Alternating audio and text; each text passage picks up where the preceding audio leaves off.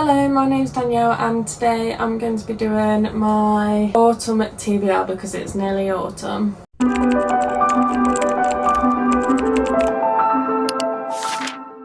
So I have a pile of books here that I'm going to be talking about. I have 10. These are 10 books that I want to get to. I don't know if I'm going to get to any of them. I can't remember what books I put on my spring or summer TBR, so I don't know how well I've done on these. Probably not that well. We'll talk about these. It's still good to make a TBR to pick from even if you don't get to that many of them. One of the first ones I want to get to is Assassin's Creed The Secret Crusade, because this I think is the next one I am up to. I have been slowly making my way through them, but I've not read one for over a year I think, so I should get back into these. I'm not sure what this one's about, but they are set on like the video games obviously.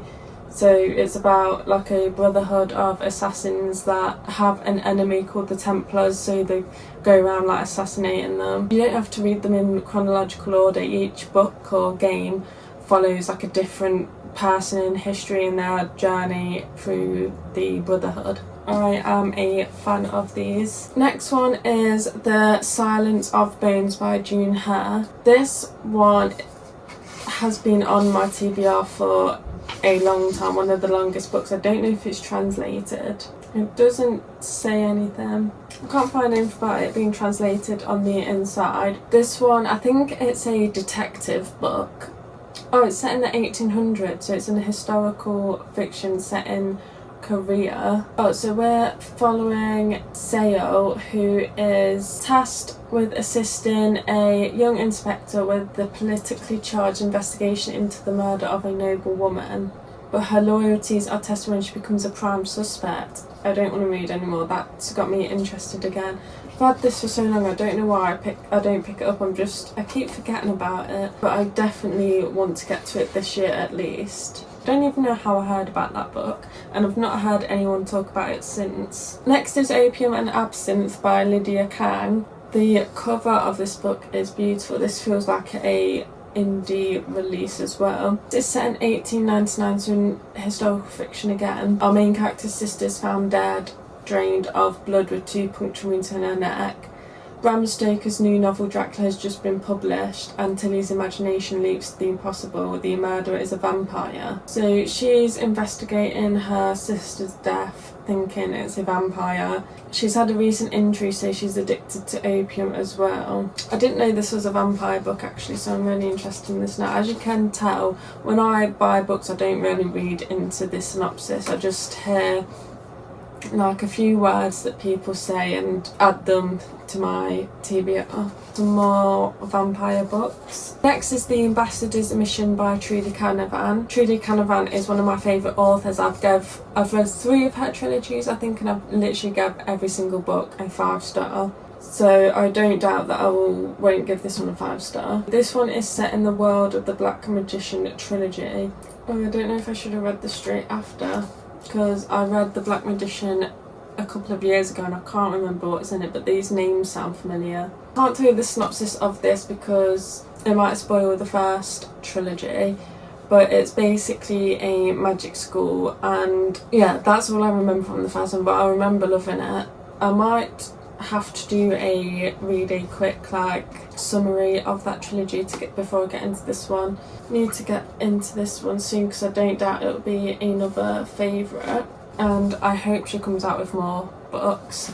Next is The One by John Mars. I still haven't read a John Mars book and I have a few now. This is the first one that I got, so I want to read this one first. I've heard good things about this. It's people do a DNA test to match them with their partner because scientists have figured out that everyone has a gene that they share with just one person, and that's their one true love.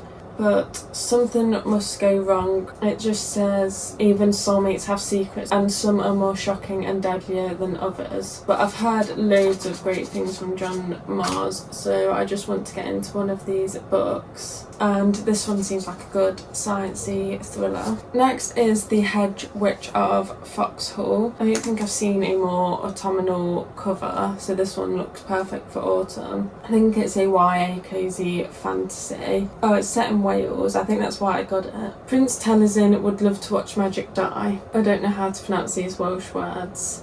Prince Stafford fears it and the throne, but when their father promises to crown whichever son can destroy the dyke and restore magic to Wales, the brothers are forced into an uneasy rivalry.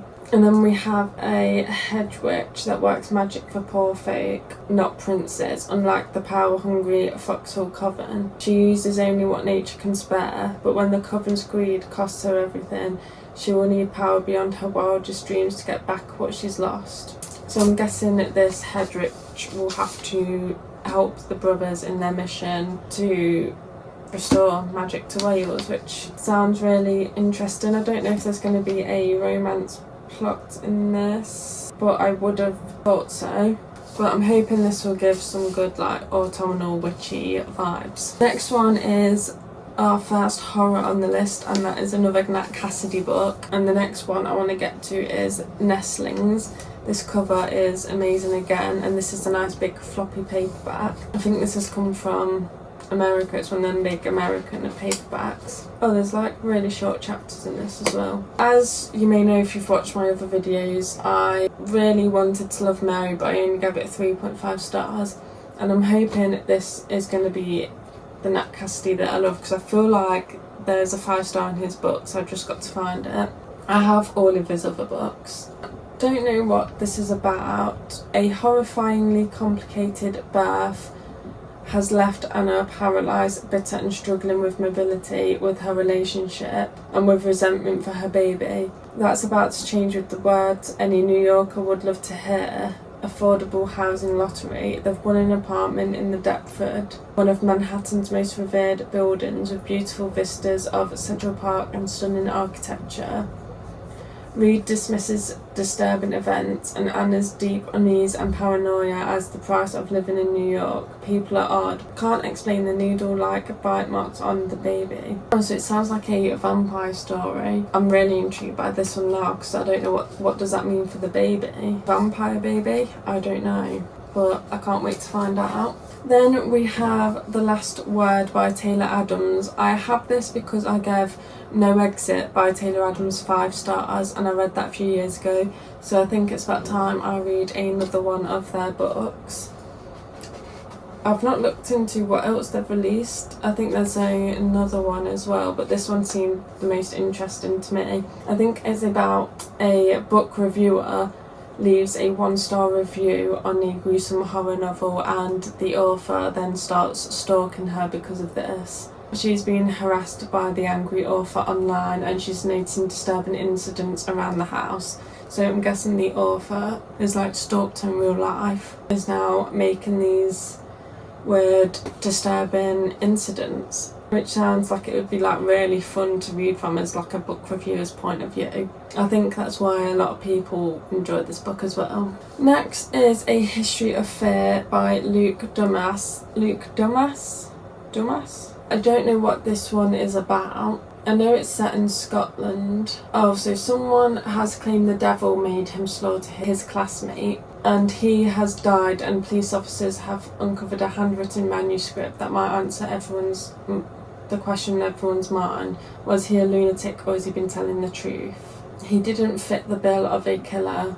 Newly enrolled into Edinburgh University in need of cash, he agrees to ghostwrite a book for a mysterious stranger, never expecting the project to reawaken his satanophobia,